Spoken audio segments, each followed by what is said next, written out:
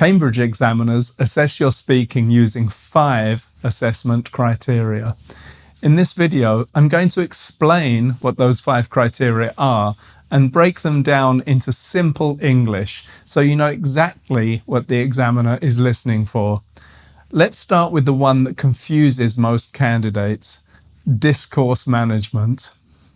It sounds complicated, but it really isn't. In plain English, it just means, can you keep your ideas flowing? Can you speak for a reasonable amount of time without stopping to constantly search for words and without running out of things to say? Now, a few pauses and the occasional hesitation are completely normal. Native speakers do that too. But what examiners don't want is for the conversation to come to a complete stop. In my experience, candidates don't usually get stuck because they run out of ideas. They get stuck because they're searching for a word that they can't remember. So try not to do that. If you can't remember a particular word, just use a substitution. For example, if you can't remember spectacular, say really impressive. Just keep communicating. The examiner isn't going to give you an extra mark because you eventually remember one slightly more advanced word.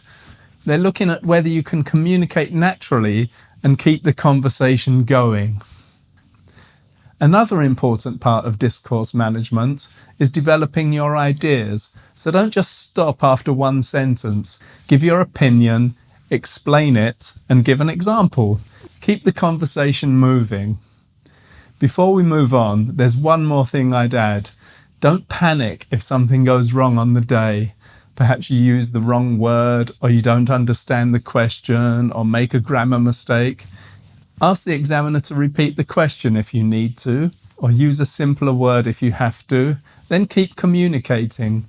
Remember, your performance is assessed across the whole test, not just one part of it. So just keep going. Now, let's move on to grammar and vocabulary. Now, everybody knows what they are. But are you maximizing your score in these areas?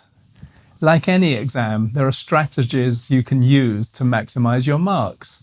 Let's start with grammar. One thing many candidates don't realize is the examiner often hints at which grammar you can use. Listen carefully to the question. How long have you been studying English? Hear the words how long and have? That's your cue to use the present perfect. I've been studying English for about 8 years.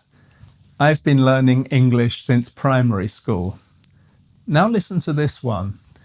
What are your plans for the future? That's your opportunity to use future forms naturally. I'm going to, I'm hoping to, I will probably. And here's another example. If you could live anywhere in the world, where would you choose? That's a perfect opportunity to use the second conditional. I would probably live, because if I lived there, I could. So in many cases, the question tells you which grammar you can use to demonstrate your range. Your job is to recognize those opportunities. Now let's talk about vocabulary. Many candidates think that this means using the most advanced words they know, but that's not really the case. Cambridge is looking for appropriate language and a range of vocabulary. So instead of saying it was good, try something a bit more precise. It was fascinating, it was engaging, it was rewarding, etc. Another way to demonstrate a wider range of vocabulary is to learn words in families.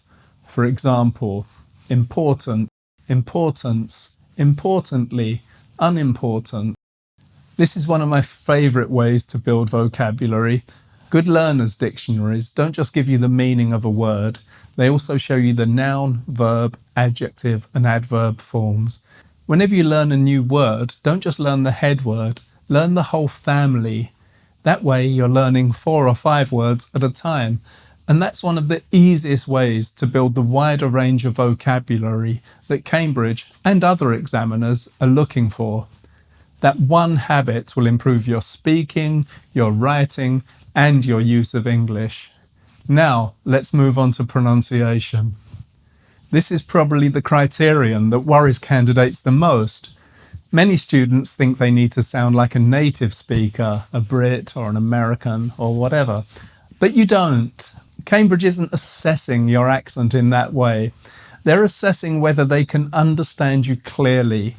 Can you communicate your ideas without making the listener work too hard? That means clear pronunciation, appropriate word stress, natural sentence stress, and intonation that helps your listener follow your meaning. Pronunciation isn't about sounding native, it's about sounding clear. If the examiner understands you easily, you're doing your job. If they have to work to understand you, that's when your pronunciation starts to affect your score. So you don't need to have a particular accent, unless of course you want to. Clarity is what matters. The fourth criterion is interactive communication. In plain English, that means, can you have a natural conversation?